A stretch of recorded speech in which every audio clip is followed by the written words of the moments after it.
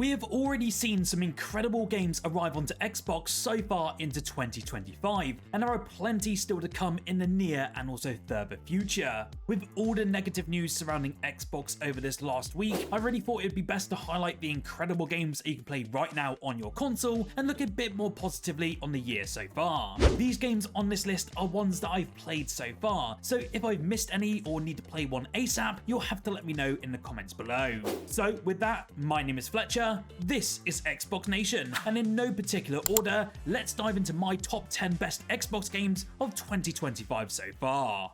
First up, I wanted to highlight one of the most recent games of this year so far, and that has to be the mammoth release of the Oblivion Remastered. This is easily one of the best remasters we've ever seen in the gaming sphere, and the fact that it's still not classified as a remake is honestly baffling to me. We saw everything here, from a major graphical overhaul, changes to some mechanics to bring the game up to modern day standards, but then still keeping the quirks, bugs, and everything else that we loved intact. And honestly, it's been so astonishing to see what Virtuous Studios have really achieved. I think I'm about 20 hours in so far, and the amount of nostalgia that I'm feeling is honestly staggering and really reminds me of the joy I had when playing this game back in the late 2000s. The best thing is you can easily dive into this having not played Oblivion before and really enjoy your time with it in every aspect of this world. It really is a fantastic addition not only to Xbox but also Xbox Game Pass, and it's one that I highly recommend that you dive into. Next up, we have a game that personally blew my absolute mind entirely when I heard that glorious OST. South of Midnight was a very mixed launch for sure, but I know many out there really enjoyed their time with it. I was actually lucky enough to get my hands on a review code for this one, and throughout my time with it, I loved the world design, the story that was unfolding, which does harken into some deep and troubling situations, alongside that glorious soundtrack that I already mentioned. If you have yet to play it, you basically take control of a girl called Hazel, who turns into a weaver, and she is ultimately on a course to try and save her mother, who gets swept away in a natural disaster.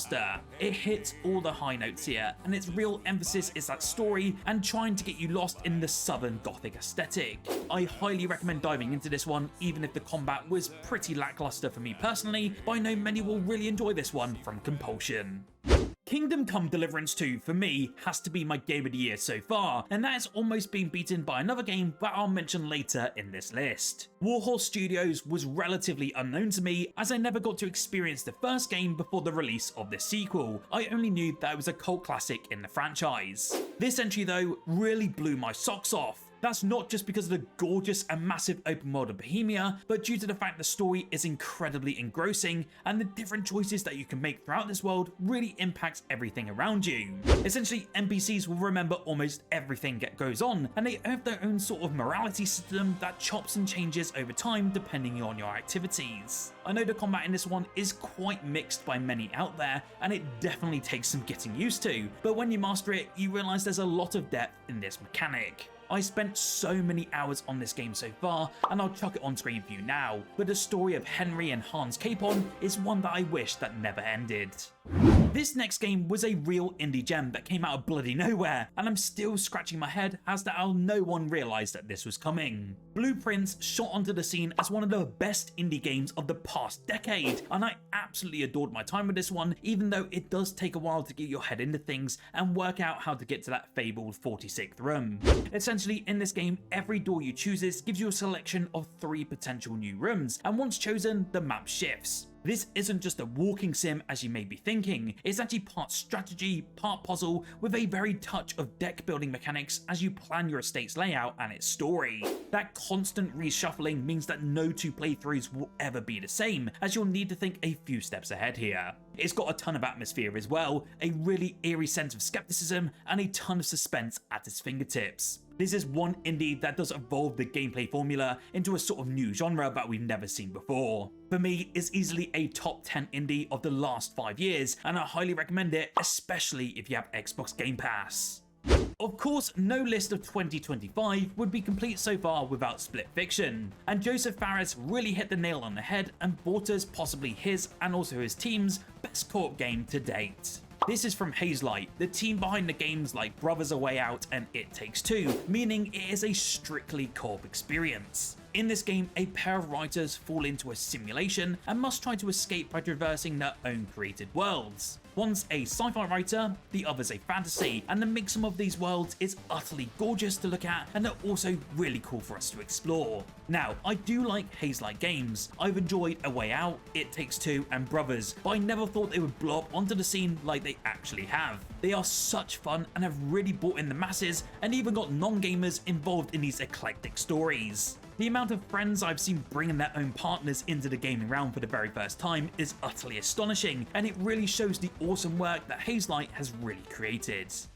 As a massive Dynasty Warriors fan, you have no idea how hyped I was when I saw a new Dynasty Warriors game, and one that took us back to the more traditional roots and away from the travesty of Dynasty Warriors 9. This is easily the best entry in the Dynasty Warriors series, and I've been playing the franchise since Dynasty Warriors 2, and I can say that with confidence. It's got some good skill depth to it, the world map mechanic is pretty nice, the weapon movesets are utterly great, and the skill cap has been increased alongside an RPG skill system. The battles, of course though, are very chaotic and the largest that we've ever seen in the franchise's history, and honestly, seeing the 100 of allies and enemies on screen at once charging down into the fray is just nothing short of incredible.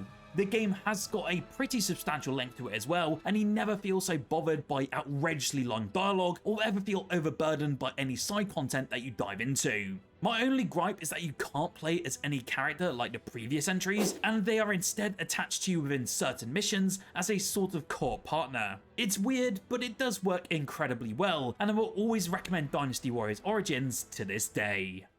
I won't lie, I am pretty dire sometimes when it comes to Souls-likes, but strangely enough, the first Berserker Khazan has really hooked me from the very start, and the art direction still has to be one of my favourite elements of the entire game, and that's alongside the insane boss designs. If you're unfamiliar though, you basically take on the role of the disgraced General Khazan, sentenced to die by the Emperor for your alleged crimes against the realm. Though the storytelling in this one is often pretty predictable, the voice cast does what it can to bring things to life, and they do so pretty well. The first Berserker though leans into a clean anime art style as you can see right now, but is nevertheless an astonishingly grim looking game. Some may like that foreboding atmosphere, but even games like Sekiro have moments where they stun you with its beauty, only to reveal the darkness below the facade.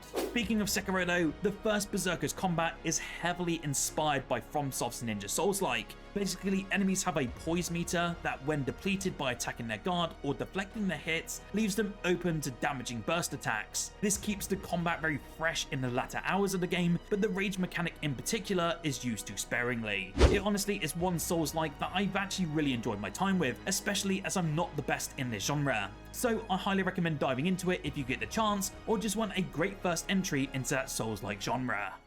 Now, I know many out there will be thinking, Fletch, how can you add Avowed to this list, as it really wasn't any good?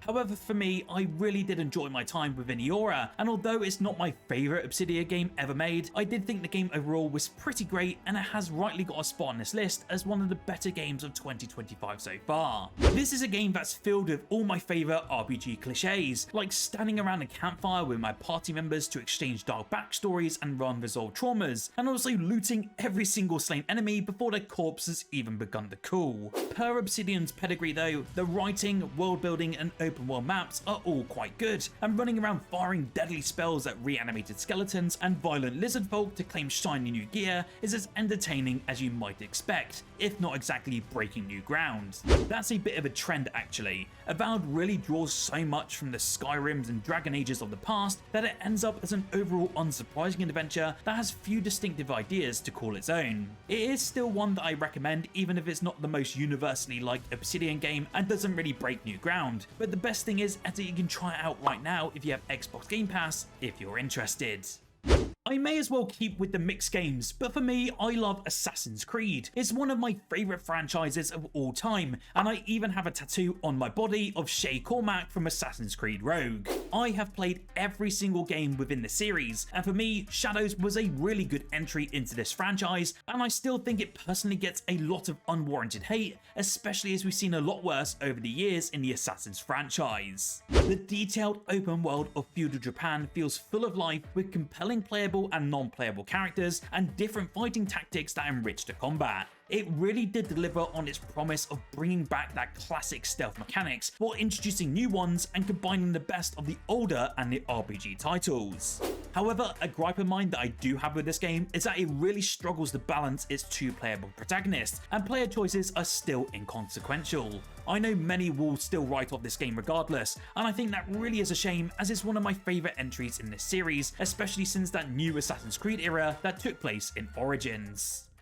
Clair Obscur Expedition 33 is an absolute masterpiece, and there's no if, buts or maybes when it comes to this entry for me personally. I was so grateful to receive a review code for this game prior to release, and I loved every single second within the continent, and I've never felt so attached to a group of characters in a game for years. As a brief rundown though, essentially each year a deity known as the Princess approaches a towering monolith that dominates the horizon, inscribing a steadily descending number, a countdown now reaching 33. It turns out this number actually corresponds to a person's age, and for those who have reached a marked age on the island of Lumiere, a gamage takes place and marks the end for all of those people.